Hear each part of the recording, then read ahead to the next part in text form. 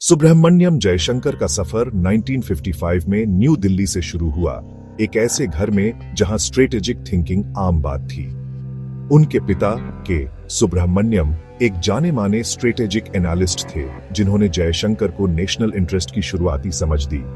Academic excellence ने उनका रास्ता तय किया, पहले एयरफोर्स सेंट्रल स्कूल में, फिर सेंट स्टीफन कॉलेज में और आखिर में जवाहरलाल नेहरू यूनिवर्सिटी में, जहां उन्होंने इंटरनेशनल रिलेशंस में डॉक्टरेट की डिग्री हासिल की। न्यूक्लियर डिप्लोमेसी पर उनकी डॉक्टोरल थीसिस ने इंडिया की सिक्योरिटी लैंडस्केप पर उनके फ्यूचर इंपैक्ट की झलक दी।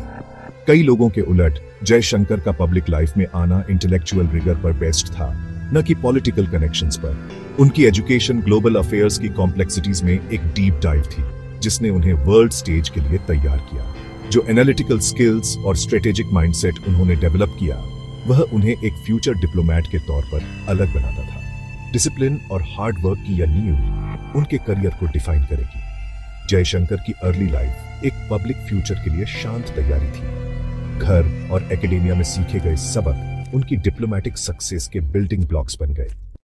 1977 में सिर्फ 22 साल की उम्र में जयशंकर ने इंडियन फॉरेन सर्विस ज्वाइन की, जिससे डिप्लोमेसी में उनका 4 दशक का सफर शुरू हुआ।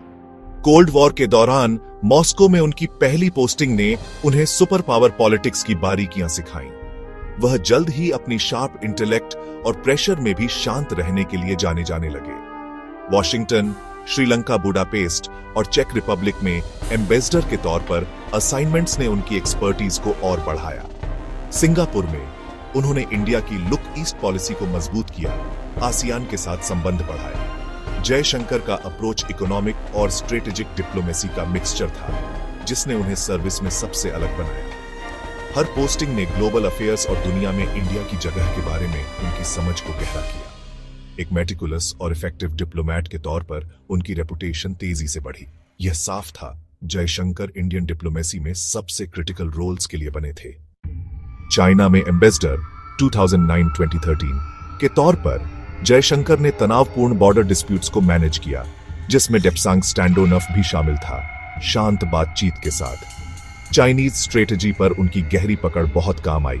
यूएस में उन्होंने देवयानी खोबरागड़े क्राइसिस को संभाला और India US civil nuclear deal को फाइनल करने में अहम रोल निभाया। एक नेगोशिएटर के तौर पर उनकी स्किल ने उन्हें 2015 में फॉरेन सेक्रेटरी का रोल दिलाया, रिटायरमेंट से ठीक पहले।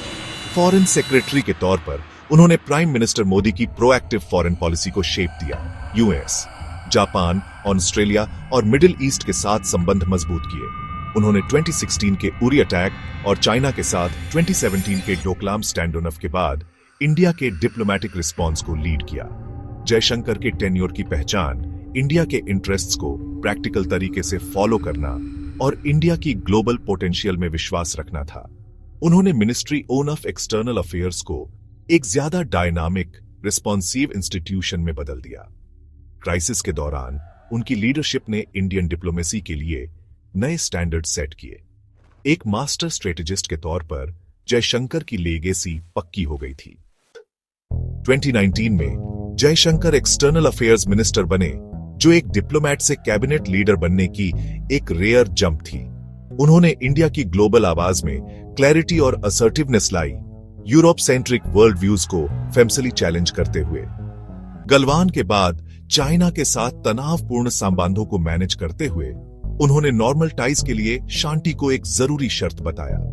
उन्होंने वंदे भारत मिशन को लीड किया, जिससे लाखों इंडियंस महामारी के दौरान घर लौटे। उनके लीडरशिप में इंडिया की फॉरेन पॉलिसी मल्टी अलाइंड और इशू बेस्ड बन गई, जिससे नेशनल इंटरेस्ट को बढ़ावा मिला।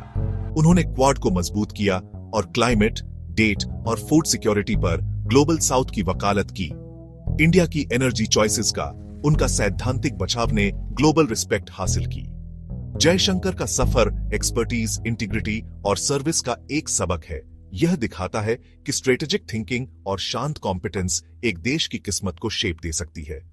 युवा इंडियंस के लिए उनकी कहानी इस बात का सबूत है कि नॉलेज और डेडिकेशन ग्लोबल इंपैक्ट डाल सकते हैं।